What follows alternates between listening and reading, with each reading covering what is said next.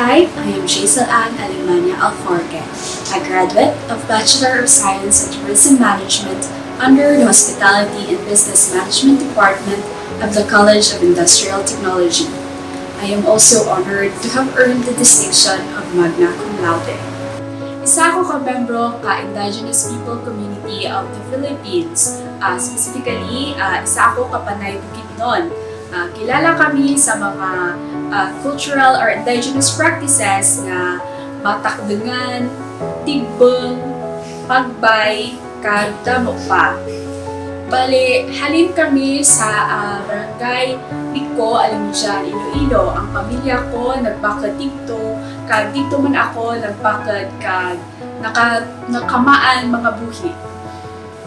I came from a humble background. My father was our main provider, died before I was turning college. Therefore, leaving my mother to support our family as a solo parent.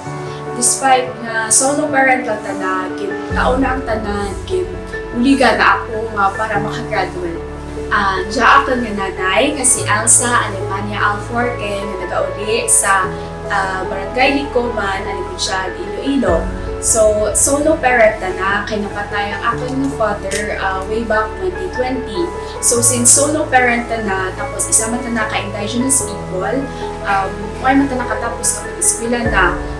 That's why nga nagita kita na ka pamaagi nga kaya para maka-eskwela ako.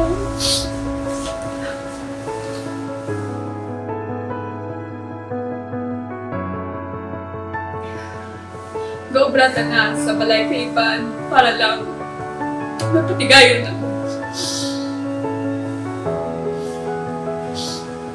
Mapatigayon ang pag-eskwela ko nga makatapos na ako. Kag makabalik man sa bulik ng tapanakon. Kag ang tatay ko napatay, tana actually ang provider ka pamilya. Si Manta na. Pero napatay na due to cancer way back 2020. And ang pamabuhi naman, after that, hindi lang malabo kay since IPs na lang kami. Tapos, ang provider naman natura rin.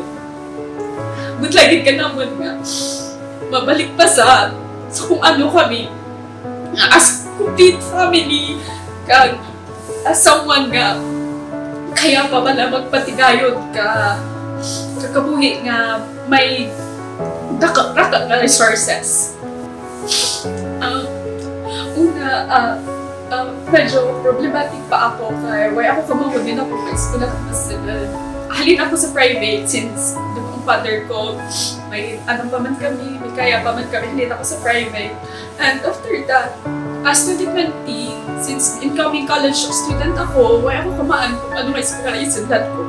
Knowing na why man ako team provider or like why team support kapag eskwela ko. That's why din ako, i-pursue ko kayo niya magsalad sa public schools, which is ang ISATU kay handom ko man yung mga graduate as a tourism student or tourism management student.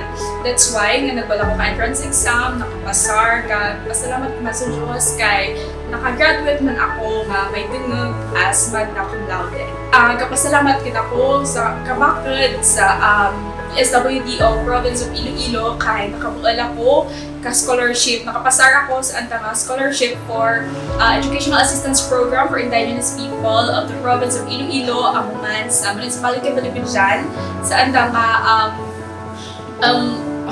educational program nga amukit ang bakal nga nakabuli ka nakan pag-sustain sa akin nga financial needs akong academic journey.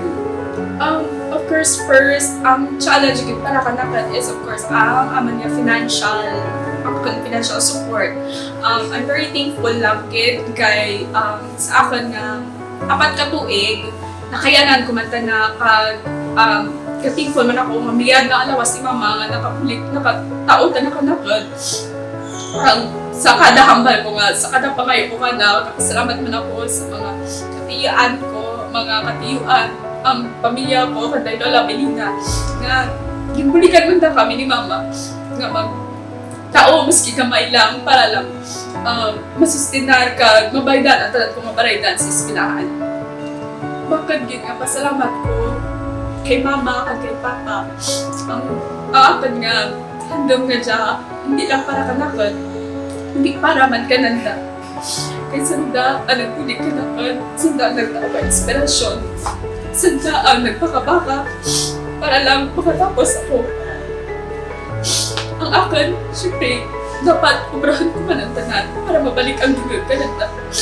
Para hindi proud man sa pag-isipan ng nga may pulos man ang tanan ng nga nang badlayan. That's why nga nagpasalamat man ako kay nag-graduate ako as magna cum laude kay para dya kananda kag para sa tanan ni tao nga nagbulig kag suporta para kanakan natapos yung natin ang apat ko pa tuwing nga pag-ispila. Mano natin ang pangako ni Papa nga matawan kita. Timiyan nga lawas kag makatapos ako kapag-ispila. Kabay pa, nalipay ka. Nalipay ka mga pamilya ko. Nga, nakadawat ako sa mga dyan. Kag makatapos ako nga miyad na alawas. Ba? Nakatapos din ako kapag-ispila. Tigayon mo din mga handam nyo ka na kanina. Pasalamat ka na mo kanina. Maski why ikaw sa tubak ko o ikaw sa event ko. Magsaka sa stage ko. Ka-award ko. Salamat ka na mo kanina kabayan mo ako. Maski ako dyan. Ako na dyan ganapangayon ko kanina ko daan. Makatapos ako. Kaya dyan nang ikaw sa event ko. Salamat kita ko gyapon. Kay why mo na ako gipabayaan. Kina-assure mo ako. Nga maski ano matabo, palangga mo ako. Salamat din kanino. Salamat sa efforts mo. Hopefully, proud din ikaw ka na. Kaya sa achievements mo.